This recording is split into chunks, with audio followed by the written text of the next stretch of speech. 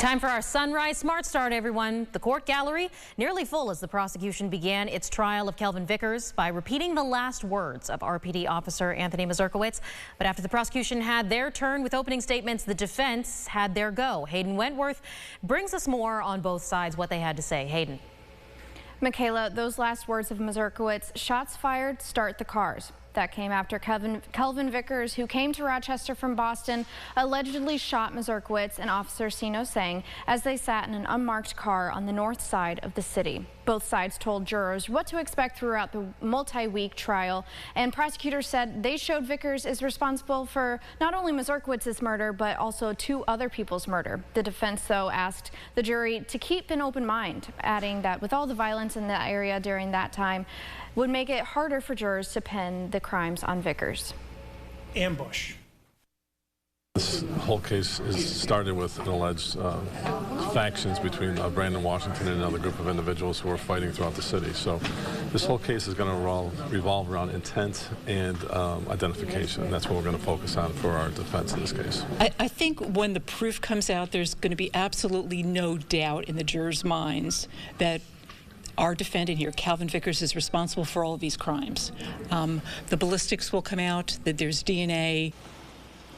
And the witnesses began taking the stands right away, though it appears the first portion of the testimony will focus on the double murder before Mazurkowitz was shot. And Officer Sino Sang is expected to testify during the trial. Michaela. Thank you, Hayden. Franklin High School students, parents, and staff all react now to 2 separate incidents yesterday causing a stir. The first where students were fighting in the building, the other a bit more serious, a shooting near the school during dismissal time.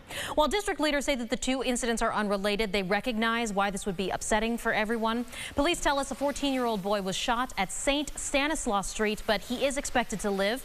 Police also add he is not an RCSD student. Officials say that the students were brought back inside during the tension, but they emphasize the shooting was not on campus. Earlier in the school day, a shelter-in-place was issued for students after there were some fights reported.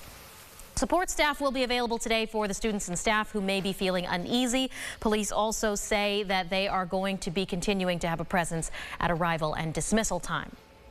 A man accused of murdering an 18-year-old in June pled not guilty in court yesterday. Police say Byron Bell was trying to track his wife's car after it was reportedly stolen. He was trying to use a GPS device to do so, but once Bell found the car, he allegedly fired multiple shots at the driver, killing Jihad Snow. Police say that Bell was using an illegally owned gun at the time, and after yesterday's hearing, Snow's family, speaking with News 8, say they wished there was a faster response. Well, Gates police arresting a man they say raped 2 minors at a Motel 6 on Chilai Avenue. The man we just showed you on your screen, Jameek Pierce of Rochester, police say was staying at a motel room there with multiple underage people. During the stay, police say that the 24-year-old had committed rape against the 13-year-old and the 14-year-old.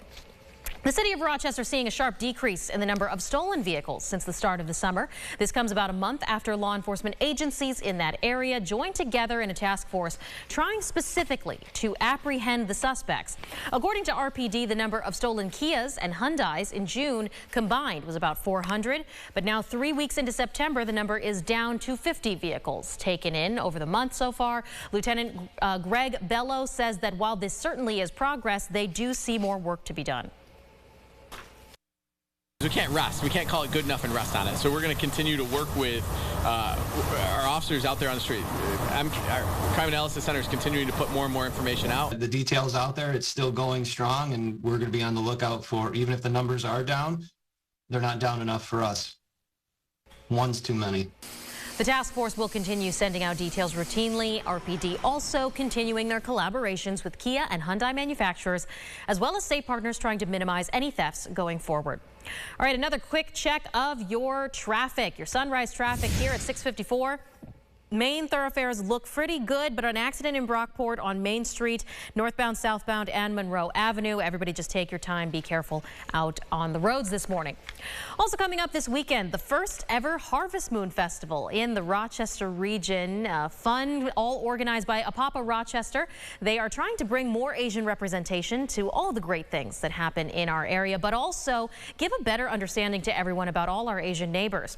The Harvest Moon Festival is similar to Thanksgiving for many East and and Southeast Asian cultures.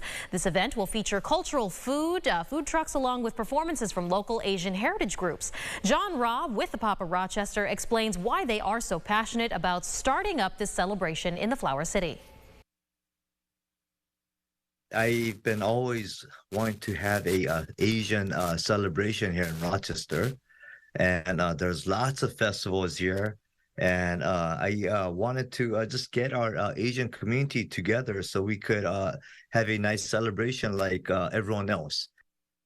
That festival happening tomorrow from noon until 8 p.m. on the lot around the Pittsford Flour Mill and Grain Tower. It's all going to be outside, though, so we're really looking at you, Liam, to give us a nice forecast for the weekend. What do you think? Well, I think we're going to stay dry for the most part across most of Rochester, but down by the Finger Lakes, it's a bit of a different story. I think we are going to end up with at least some rain into the forecast here, especially as we head into, I think, early Sunday is where a majority of what you kind of see here on the map is likely to fall at. And that's something that we do need to keep an eye on. It's going to be a changeable forecast over the next couple of days, particularly just because we could try to see some rain work its way a little bit further north. It's fighting against the lot, but Saturday, I think we do stay dry. And then Sunday, I think we might see some showers begin to kind of leach their way into the area from Saturday night into early Sunday morning and then dry out by the afternoon. Rochester, though, I don't think we end up seeing much. I think it's more southern Genesee Valley and a lot of areas across the Finger Lakes. All right, looks like a good outlook for the Harvest Moon Festival then. Thank you so much, Liam. Thank you for watching News 8 at Sunrise.